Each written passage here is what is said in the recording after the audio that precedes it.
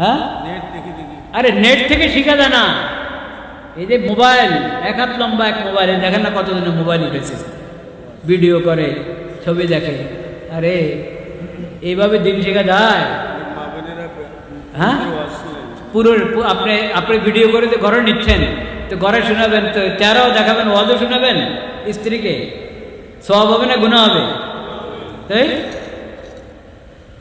আল্লাহর রাস্তায় এই যে লম্বা লম্বা মোবাইল, এগুলো ভাই আমরা কমাই, এগুলোর ব্যবহার কমান।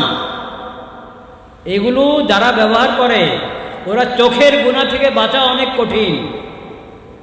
নিজের অন্তরকে জিজ্ঞেস করেন না, নিজের অন্তরকে জিজ্ঞেস করেন, এই লম্বা মোবাইলের আমরা কয়জন চোখের হেফাজত করতে পারি, কানের হেফাজত করতে পারি কয়জন? জরুরতের জন্য বটন সেট ছোটগুলো নেন, যেটাতে টাচ নাই, নেট নাই। এই বড় বড় মোবাইলগুলো যদি আপনি নেটের মধ্যে অমুকের বয়ান শুনুন, তমুকের বয়ান শুনুন, কাদিয়ানি অনেক ওয়াজ কর্ণওয়ালা আছে। নেটে আপনি যদি ইসলাম সম্পর্কে জানতে চান, ইসলাম দিয়ে সার্চ দেন, হ্যাঁ, যারা মোবাইলওয়ালা তো সার্চ শব্দ বুঝে নিশ্চয়ই। আপনি ইসলাম শব্দ দিয়ে যদি ওটার ওখানে টিপ মারেন, বের হবে।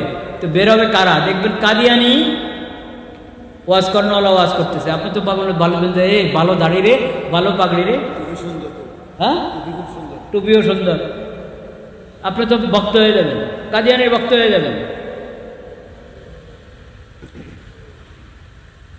কত বেদাতিরা তো বয়ান করে, কত গুমরাওয়ালারা তো বয়ান করে, কিন্তু সরাসরি ইসলাম নাই, ইমান নাই, বেঈমান হয়েও ইসলামের দাবি করে। এরকম প্রতারকদের বয়ানে ভরা নেটের মধ্যে। তা আপনি নেট দিয়ে যদি বয়ান শুনেন, তো আপনি তো কাফেরের বয়ান শুনতেছেন, আপনার খবরও নেই।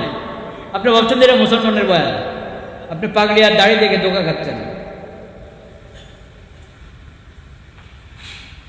পাগড়ি আর দাড়ি ভালো জিনিস, কিন্তু যদি ধোকার জন্য ব্যবহার করে পাগড়ি আর দাড়ি, তা আপনি কি করবেন?